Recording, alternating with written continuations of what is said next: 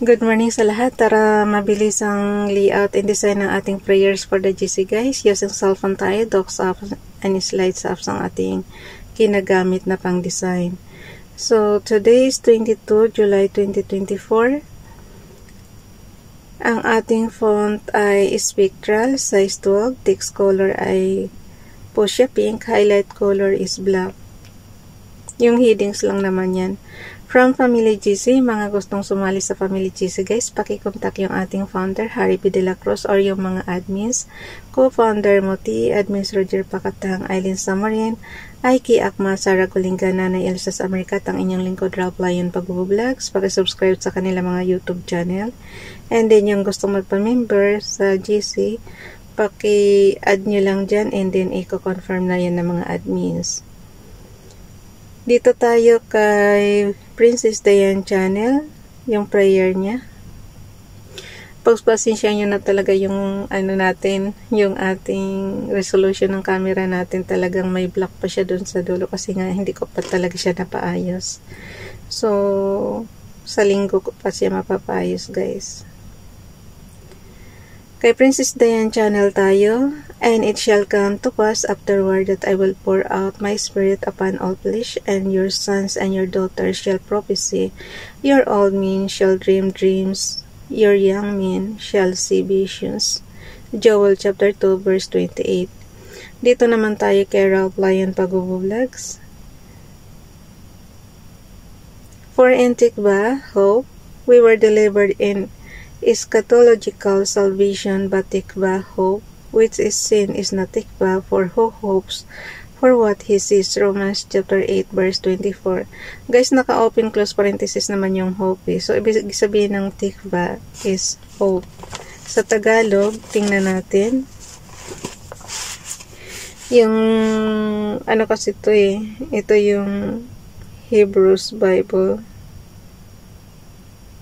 Wala na kasi yung writings talaga. Nakaseparate na siya. So, doon lang tayo sa Orthodox Hebrews Bible, guys. Romans chapter 8, verse 24. Asaan na? Okay. Naligtas tayo dahil sa pag-asang ito. So, hope is pag-asa. Tikva is pag-asa.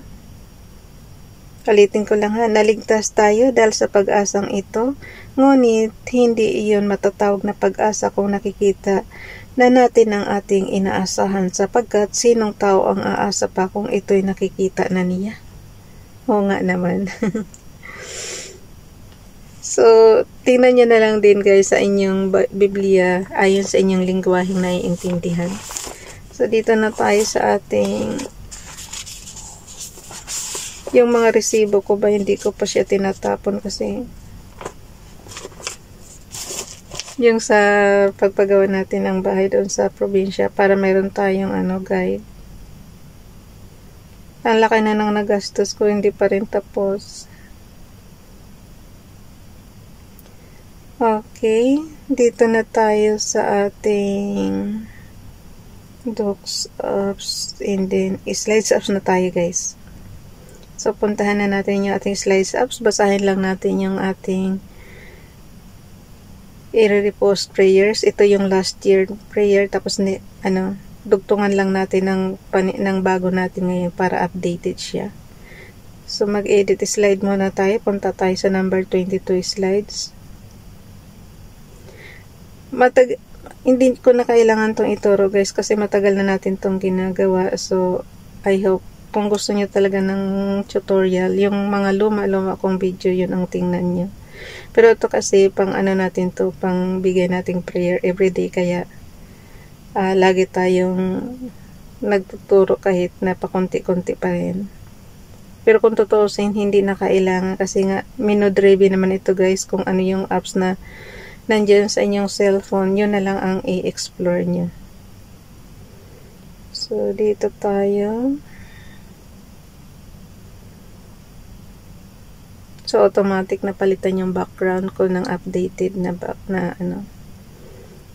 So, ang gawin ko, ibaba ko muna siya. Undo. Pag nagkamali guys, undo lang ha. So, yung last na command yun ang mariretrieve. So, ginawa ko, binaba ko muna yung luma.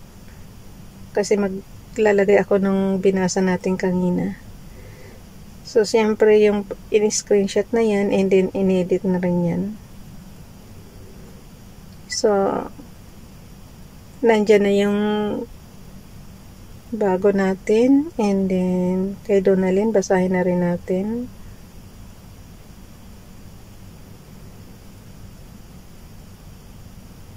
Ayaw niya dumikit. Bakit? Pag nagpula na guys, pag nakikita nyo yung pinaka-guideline niya na ano at nagpula na siya, ibig sabihin dikit na yun. So, okay na. Basahin ko na lang yung ating prayers. Yung last year. Dagtungan na nyo na lang din to ng panibago yung prayers guys. Katulad ko kagabi. Naranasan nyo na ba yung sumakit yung right side nyo na na hindi mo mawari na sakit. Tapos connected siya doon sa likod. Naranasan nyo na ba yun? Tapos ginawa ko, uminom lang ako ng tubig na maligam-gam. Ando. Na ko siya guys. Tapos, ang ginawa ko kagabi, habang uminom ko ng tubig, nagpipray talaga ako. Parang hindi ko alam kung sabi ko, magkaka-minor stroke ba ako nito? Magkaka-mild stroke ba ako nito? Pagka ganito. Kasi yung right side niya, saan ba banda yung puso natin? Anong side ba? Kasi dito siya sa right side, dito. Tapos, connected siya sa likod. Akala mo may hangin na bumabara, kaya parang hindi ka Tapos yung sakit niya, parang sobrang sakit talaga. Kaya dinadaan ko na lang talaga sa dasal. Siyempre, mag-isa ka lang dito sa kwarto. Diba? Tapos, gagawa ka lang talaga ng sarili mong paraan. Tapos, syempre, kung kaya mo pang tumawag kay Father God, tumawag ka na. Kasi yun lang ang makaka-help sa'yo. So, awa naman ng Diyos, ginawa ng paraan ko. Tapos, naglagay ako ng towel sa kung saan yung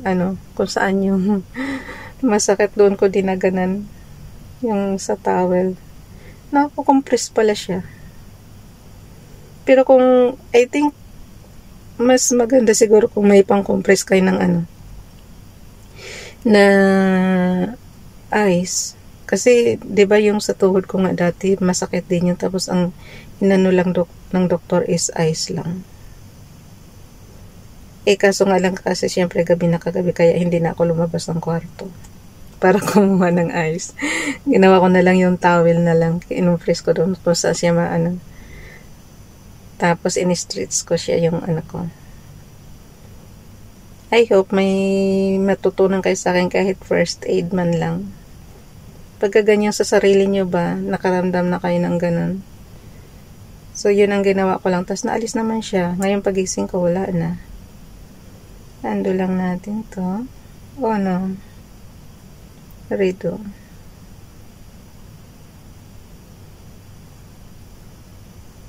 So, ang gawin ko guys, babasahin ko na sa inyo. Kasi, nabasa na natin yung nabasahin na natin yung last year na lang, okay?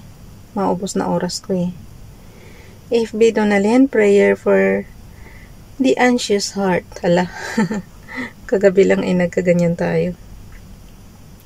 Dear God, when I start to get consumed by my worries, please help me remember that you are in control and that you've got me.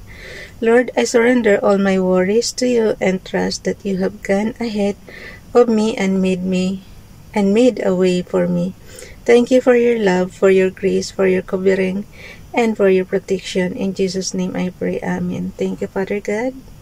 At ginising mo pa rin ako ngayon na healthy pa rin. Kahit na nakaranas kagabi ng sobrang sakit. Okay. Dito naman tayo kay Ralph. Last year pa rin ito. What?